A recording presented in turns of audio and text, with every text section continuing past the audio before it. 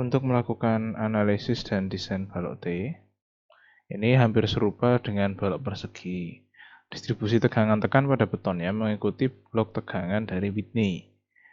Kemudian prosedur analisis kuat momen nominal Mn untuk suatu penampang T atau L dapat dibedakan menjadi dua macam kategori. Yang pertama, kalau tinggi efektif blok tegangan Whitney kurang atau sama dengan tebal sayap tekan.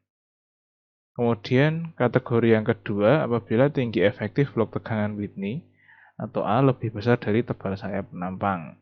Dalam banyak hal, kasus pertama ini akan lebih sering dijumpai daripada kasus kedua. Nah, ini maksudnya itu seperti ini yang pertama ya.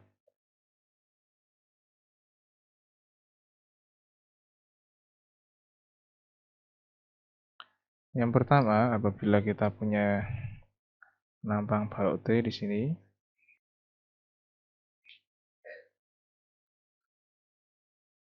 nah, untuk distribusi regangannya kan yang terjadi seperti ini.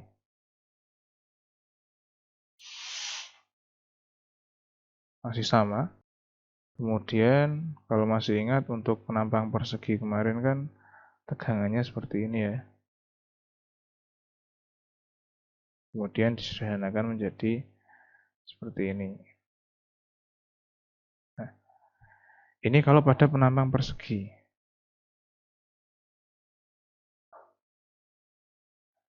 Dengan garis netral di sini. Tetapi kalau penampang balok T, itu masih sama dengan cara seperti ini.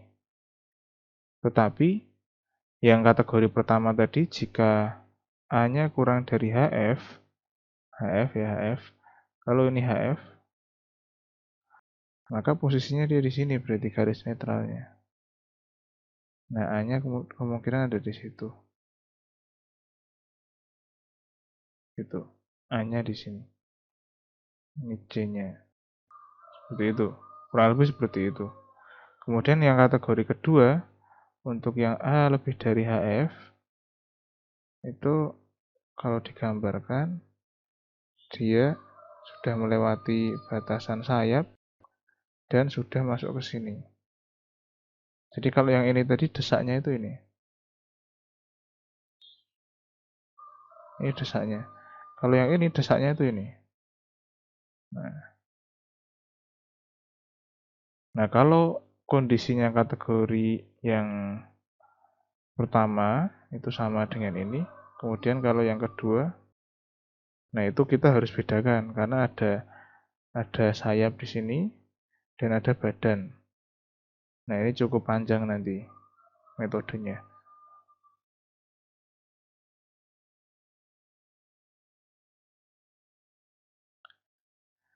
Dalam banyak hal, kasus pertama akan lebih sering dijumpai daripada kasus kedua. Nah, ini contoh view 3D-nya untuk penampang balok T ya. Karena kebanyakan kan menerus penampangnya. Jadi yang pada bagian tumpuan, yang pada bagian kolom, itu yang akan mengalami keretakan itu yang atas karena yang atas tarik. Kemudian pada bagian ini, lapangan atau tengah bentang, yang crack yang bawah, karena yang bawah tarik, yang atas desak. Jadi kurang lebih seperti ini.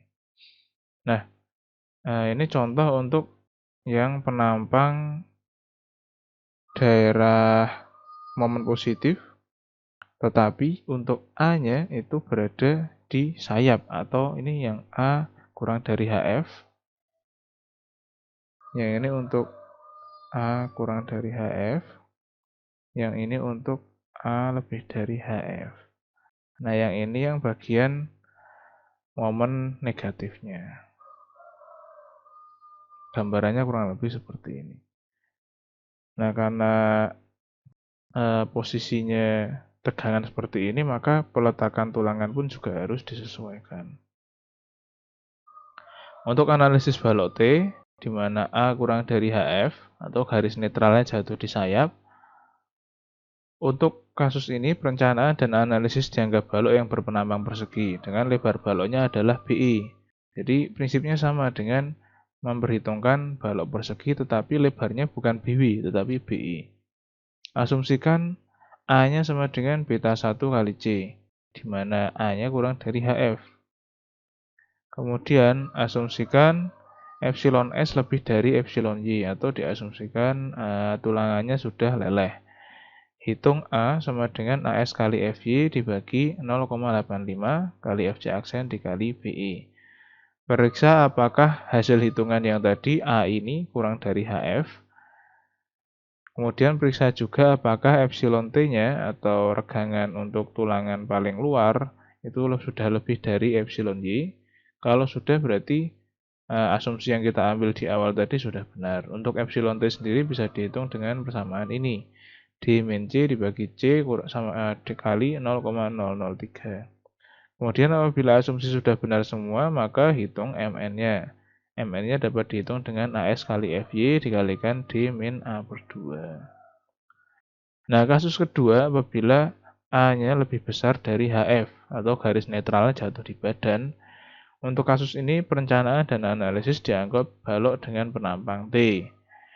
Guna keperluan analisis, maka penampang balok T dipisahkan menjadi dua bagian. Pada bagian pertama, gaya tekan yang bekerja pada sisi sayap tekan adalah CCF atau compression konkret pada flank, yaitu 0,85 FC aksen dibagi dengan BE min BW, karena kita hanya menghitung sayap ya, jadi BE-nya adalah B sayap, atau bisa dihitung dengan BE dikurangi BW dikalikan dengan HF, tinggi sayapnya.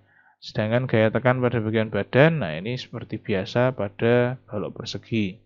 0,85 FC aksen dibagi dengan BW kali A. Tapi B-nya ingat ya, di sini adalah BW karena kita sudah membagi dari T tadi menjadi dua. Yang pertama adalah bagian sayap, yang kemudian yang kedua adalah bagian badan. Untuk skemanya kurang lebih seperti ini. Ini yang pertama. Jadi yang pertama desaknya ada di sayap, hanya sayap ya, hanya sayapnya saja. Jadi CCF-nya bekerja pada titik berat sayap. Kemudian yang kedua hanya badan saja. Ini seperti yang balok penampang persegi yang sebelumnya sudah kita bahas. Dari keseimbangan gaya, T sama dengan CCF plus CCW, di mana T1 sama dengan CCF dan T2 sama dengan CCW, sehingga A-nya sama dengan AS kali FY min 0,85 FC aksen dikalikan BE min BF kali HF dibagi dengan 0,85 FC aksen kali BW. Tinggi sumbu netral dapat dihitung dengan apabila A-nya sudah ketemu, maka C-nya sama dengan A dibagi beta 1. Dan regangan tarik pada tulangan baja, ET dapat diperiksa apakah sudah lebih besar dari regangan leleh. Akhirnya, kalau semua asumsi sudah benar, maka momen nominal penampang dapat dihitung dengan Mn sama dengan CCF kali D min HF per 2 ditambah CCW atau yang pada badan dikali D min A per 2. Ini pada sayap, yang ini pada badan. Untuk desain balok T, tulangan sebelah, yang pertama hitung nilai beta 1 dan rho dulu. Kemudian yang kedua, hitung momen ultimate dan momen nominal yang dibutuhkan berdasarkan rho ini. Kemudian estimasikan lebar efektif baloknya. Jadi bedanya dengan yang pertama ini kalau analisis ya. Analisis cenderung lebih mudah karena semua penampangnya sudah diketahui. Kemudian kalau untuk desain, jadi kita tetap harus mengestimasikan lebar efektifnya. Jadi kita mengasumsikan kebutuhan penampangnya. Dengan yang pertama menghitung nilai beta 1, kemudian rho, kemudian hitung momen ultimate dan momen nominal yang dibutuhkan.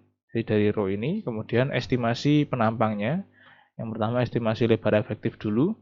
Kemudian setelah itu tetapkan atau asumsikan tinggi flange-nya atau tebal pelatnya.